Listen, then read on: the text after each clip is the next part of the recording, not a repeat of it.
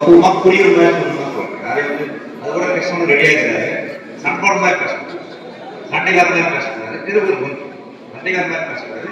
எனக்கு இந்த மாதிரி குறை இருக்குது, எனக்கு இந்த மாதிரி குறை இருக்குது, எனக்கு இந்த மாதிரி சொல்லுங்க.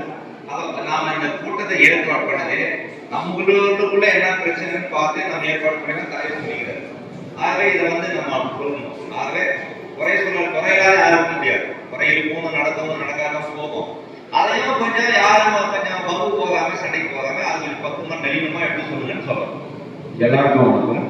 அண்ணன் சொன்ன மாதிரி சண்டை போற மாதிரி சொல்லாதீங்க, சண்டைக்கு போற மாதிரி சொல்லாதீங்க. கிட்ட பல முறை கொடுத்தோம் நேரு கூப்பிட்டு விசாரிக்க ஒன்று செய்யறாங்க. இதுவரை என்ன செஞ்சுக்கிற ஒன்று செய்யறாங்க. என்னை சண்டை விட்டு என் குடும்ப பிரச்சனை உருவாக்கி விட்டுதான் சார். அண்ணா மறுமலர்ச்சி சட்டம் வந்து அண்ணா மறுமலர்ச்சி ஒரு திருச்சல் 35 வருஷம் என்னை திருச்சலை உருவாக்கினார்.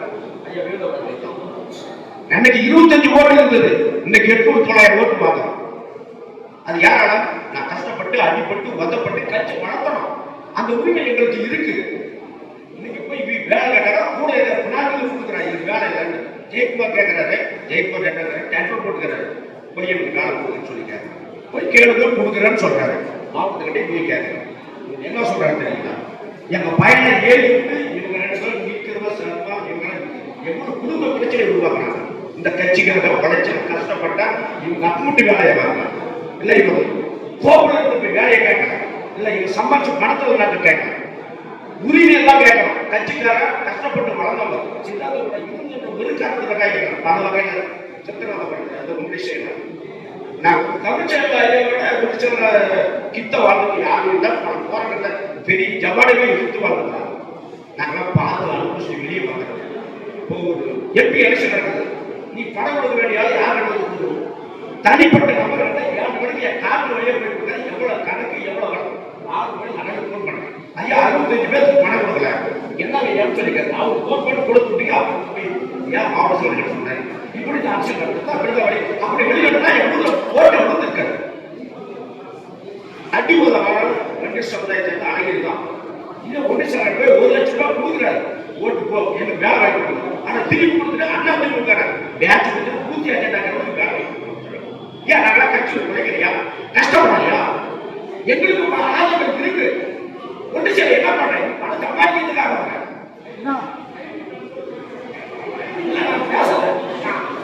ஆதாரத்தோட சொல்றேன். அந்த ஏழை பேச்சு இல்ல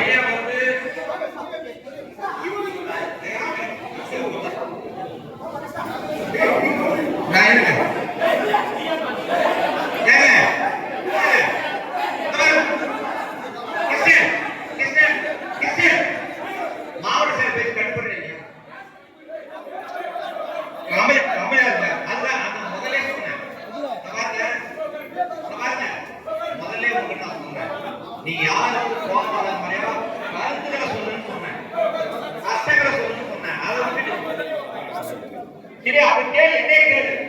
6 ரூபா கிட்ட வந்தேன், மனு கொடுத்தேன், மாவட்ட செயலாளர் கேளு. அதுக்காக போய் ஏன் சம்மந்தம் போகணும்? நடைமுறை முறையெல்லாம் அமைதியா உட்காருங்க.